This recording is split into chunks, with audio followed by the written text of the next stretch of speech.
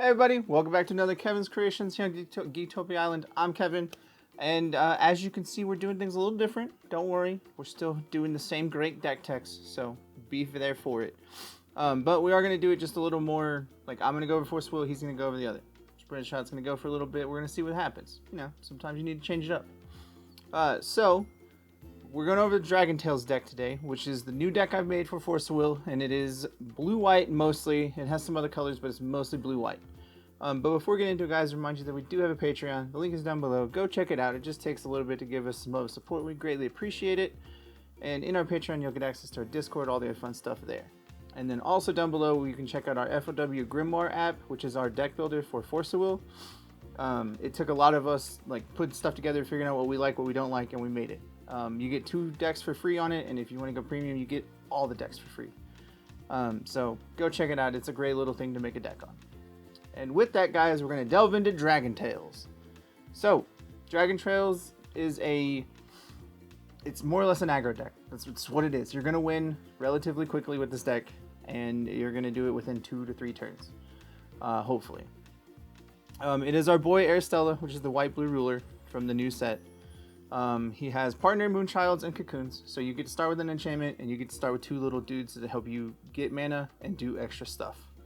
And the 2 Moonchilds we have is the red Moonchild and the blue Moonchild. Both filter mana. The blue one filters white-blue, and the red one filters white-red. The blue one has a God's Art of return a non-magic stone, non-J-Roll into you control to its owner's hand. And the red one has one of don't counter my spell or ability. You just hey, no, don't do that. And that does matter because you need a God's Art for his contract, which we'll go over. His contract of the Water Moon, is a white and a blue.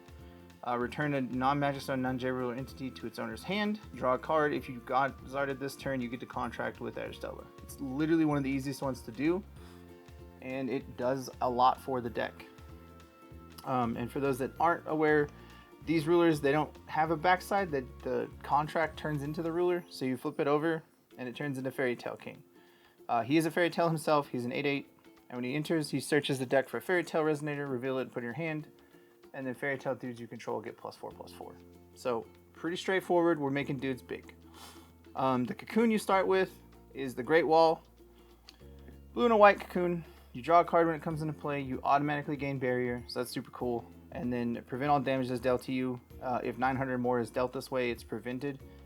And then, or is prevented this way, you make this get destroyed. And I say quotes because there's a way to make it not get destroyed, which I'll talk about in a little bit.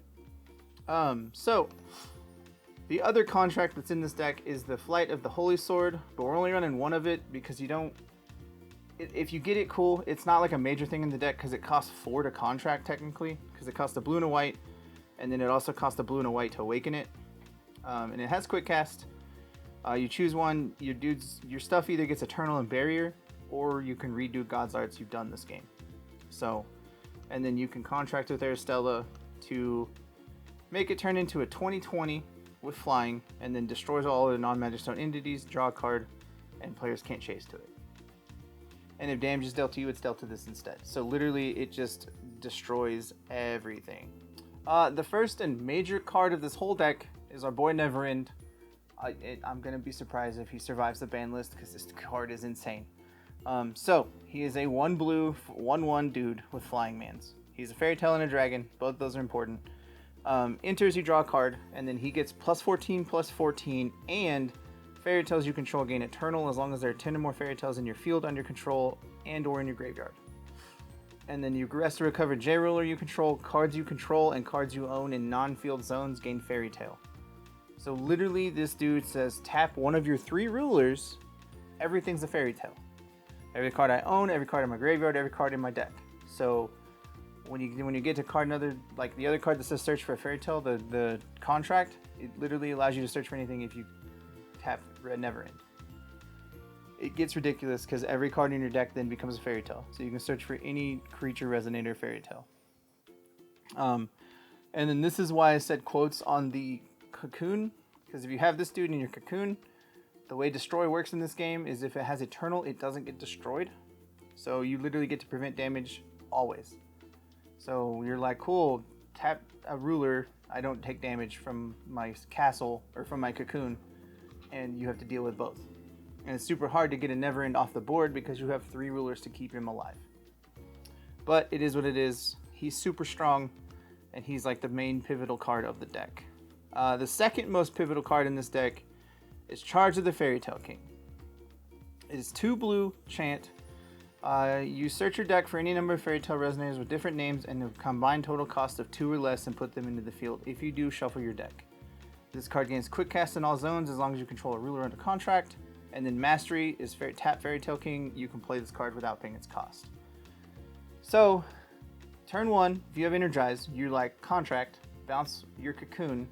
I contract because I God's Arted with something. It doesn't matter what, like you choose one of your godchildren and God's Art it.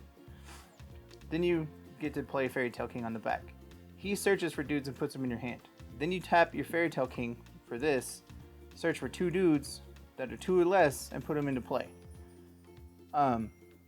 If for whatever reason you have a Neverend in play and you tap it to make everything a fairy tale, this allows you to go get any cards in your deck, which we have another little dude we'll talk about that helps you get there, and then another card that's pretty wild. But otherwise you get a lot of just little 1-drops or 2-drops. It has to be a total cost of 2, and it doesn't matter on total cost of 2. And then there's another card as you're searching you can go get, which is this one here. Our boy Warhorse, he is 1 blue, 4/4.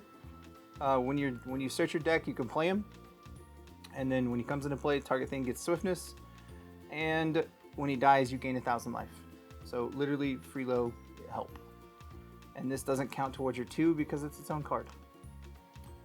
Next up is Knight of the Phantom Moon, which allows you to one-shot a person in 1 turn. Knight of the Phantom Moon is a blue and white quick cast, recover up to 2 Fairy Tale J Resonators. They gain +2/+2 until the end of turn. And Mastery Fairy Tale, so you tap one of your new Fairy Tales that you went and searched for with the Charge of the Fairy Tale King. Literally tap it. Neverend gets +2/+2, untaps, and it was already with Fairy Tale King. Everything gets +4, so he's already at 19. So he untaps, and you're like, cool, take 19 again. Do it again if I have another one of these in your hand, because all you gotta do is tap a Fairy Tale to do it. So you literally get free spells to untap and just keep swinging. So that's how you just get to be like, and you're dead. And then our last major player in the deck is Raymond, and he's really just there for his God's Art. That's what he is. Because he's 1 right, reveal this card from your hand, put this card from your hand into the field. All your stuff gets Eternal. Because of his Enter trigger, J Resonators get +2/+2 in Eternal, and he is quick cast. He's a 10/10, and then when he leaves the field, you recover a J ruler you control and draw a card. So he also has the text of at the end of turn do all this, or he leaves. So you can, with Phantasmal Ascendant, we did it before.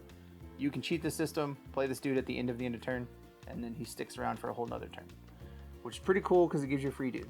So on the creatures we have for the deck to fill it out, we got Prototype Magic Trooper. He's a 0 cost 1/1, and you can search him up as long as he becomes a Fairy Tale through Neverend, and he draws you a free card.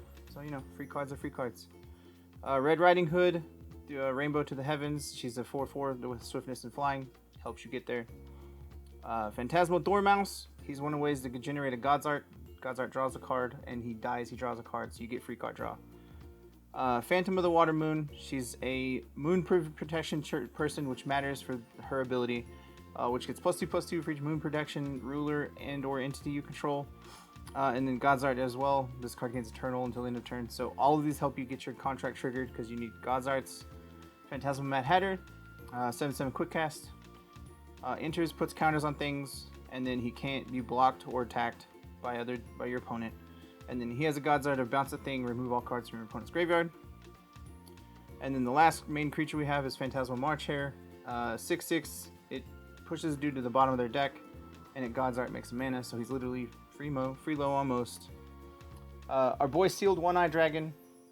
It's the 1 red black card in the deck. You don't actually play him because you can search him up if he becomes a Fairy Tale, or you just draw him and pay 600 life, discard this card. Your opponent takes 6, or kill a dude, or pay 6 life, draw a card.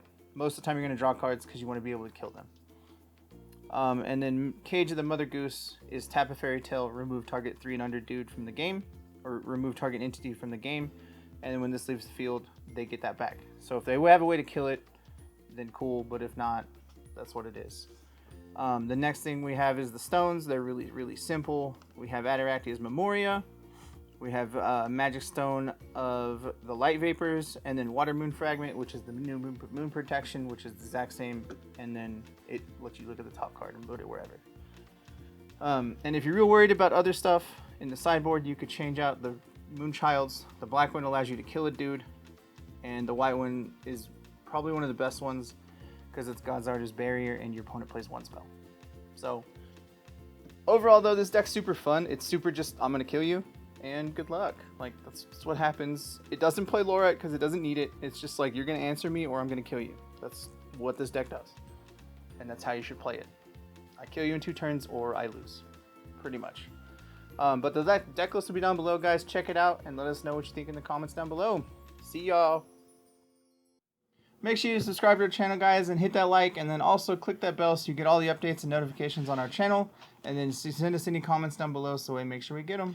And just to remind you that we are actually streaming on Twitch now, where we do all our deck brawls and also video game content. And also remind you that we do have a Patreon, and we like to go ahead and thank the mythic and above Patreons. So thank you, Ryan. Thank you. We love you. Boom.